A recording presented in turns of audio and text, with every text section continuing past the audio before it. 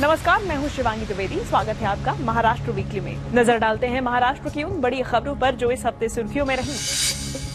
PM Modi की petrol और diesel बचाने की अपील के बाद महाराष्ट्र सरकार ने बड़ा कदम उठाते हुए मंत्रियों के लिए हवाई यात्रा से पहले मंजूरी जैसा अहम कदम उठाया है, जिसके बाद अब महाराष्ट्र के मंत्रियों को सरकारी या चार्टर्ड प्लेन के इस्तेमाल से पहले मुख्यमंत्री की इजाजत लेना जरूरी होगा। राज्य सरकार की तरफ से इसको लेकर साफ निर्देश जारी कर दिए गए हैं। मंत्रियों की हवाई यात्राओं पर नियंत्रण रखने के लिए नई प्रशासनिक प्रक्रिया लागू की गई है। प्रधानमंत्री मोदी की ईंधन बचत, सरकारी खर्च में कटौती और संसाधनों के जिम्मेदारी पूर्ण उपयोग की अपील के बाद महाराष्ट्र सीएम देवेंद्र फडणवीस ने ये महत्वपूर्ण कदम उठाया। निश्चित रूप से प्रधानमंत्री जी ने जो संदेश देश के लिए दिया है, उस दृष्टि से महाराष्ट्र भी काम करेगा।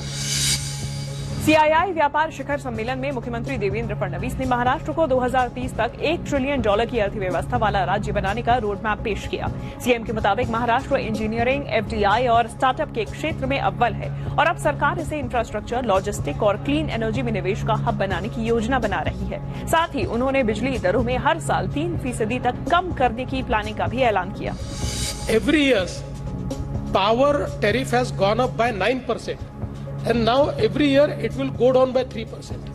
So what is tariff today? The tariff will be much lower in 2030. Maharashtra सरकार ने अगले साल नासिक में होने वाले सिंहस्थ कुंभ की तैयारियां तेज कर दी हैं। सीएम देवेंद्र फडणवीस ने नासिक कुंभ के लिए 33,000 करोड़ की विकास परियोजनाओं की सौगात दी। यहां औद्योगिक विकास को क्षमता और सुविधाओं के जरिए वास्तविक मजबूती मिलेगी तथा निवेश के जरिए रोजगार के अवसर उपलब्ध होंगे, जिसके लिए 33,000 करोड़ रुपए सड़क चौड़ीकरण, नदी तट विकास, ट्रैफिक प्रबंधन, जल व्यवस्थाओं को सुधारा जाएगा, जिससे कुंभ में आने वाले लाखों श्रद्धालुओं को स्वच्छ और सुविधाजनक माहौल दिया जा सके। इस योजना से करीब 32,000 रोजगार बनने की भी संभावना है। इसके अलावा सरकार ने पर्यटन और स्थानीय व्यापार को भी बढ़ावा देने की रणनीति बनाई है।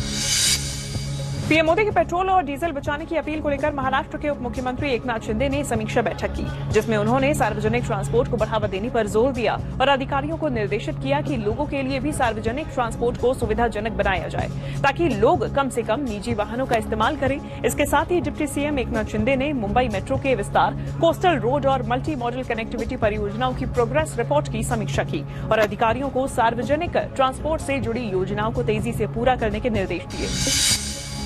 महाराष्ट्र के मुख्यमंत्री देवेंद्र फडणवीस ने राज्य के पुलिसकर्मियों के लिए एक बड़ी सौगात की घोषणा की, जिसमें 5,459 पुलिसकर्मियों के घर के सपने को पूरा करने के लिए 1,768 करोड़ की धनराशि मंजूर की गई। राज्य सरकार के इस फैसले से दिन रात लोगों की सुरक्षा में तैनात पुलिसकर्मियों को अपना खुद का घर बनाने में मदद मिलेगी, जिससे उनके जीवन का स्तर सुधरेगा और मानसिक तनाव भी कम हो सकेगा। मुख्यमंत्री फडणवीस ने कहा कि सरकार ये पक्का करने के लिए कमिटेड है कि पुलिस का भविष्य सुरक्षित और इज्जतदार हो। इस बड़े फंड के मिलने से पुलिस फोर्स में खुशी का माहौल है।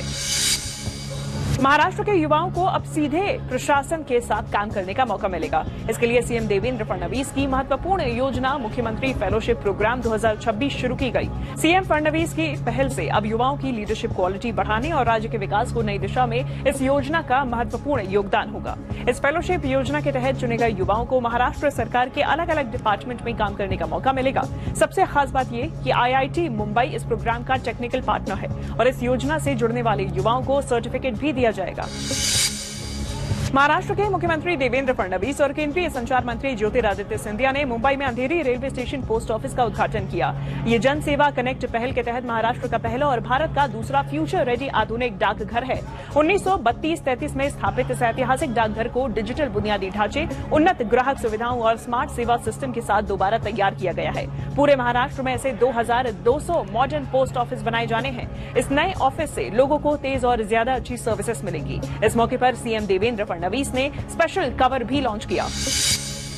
महाराष्ट्र के रायगढ़ को फिर से कई योजनाओं की सौगात मिलेगी। डिप्टी चीफ मिनिस्टर बनने के बाद सुनेत्रा पवार पहली बार रायगढ़ जिले के दौरे पर पहुंची, जहां उन्होंने रोहा में कई विकास योजनाओं का शिलान्यास किया। इस दौरान उप मुख्यमंत्री ने कहा कि वो अपने पति अजीत पवार की तरह ही इलाके के विकास के लिए कमिटेड हैं। उन्होंने कहा कि विकास सिर्फ कंक्रीट की सड़कों के बारे में नहीं है, बल्कि हमारी असली कोशिश लोगों की जिंदगी में आर्थिक खुशहाली लाना और उनकी खुशी पक्की करना है। महाराष्ट्र वीकली में इस सप्ताह इतना ही। राज्य की संस्कृति और विकास से जुड़ी महत्वपूर्ण खबरें हम आप तक लगातार पहुंचाते रहेंगे। अगले हफ्ते देखना ना भूलिए महाराष्ट्र वीकली।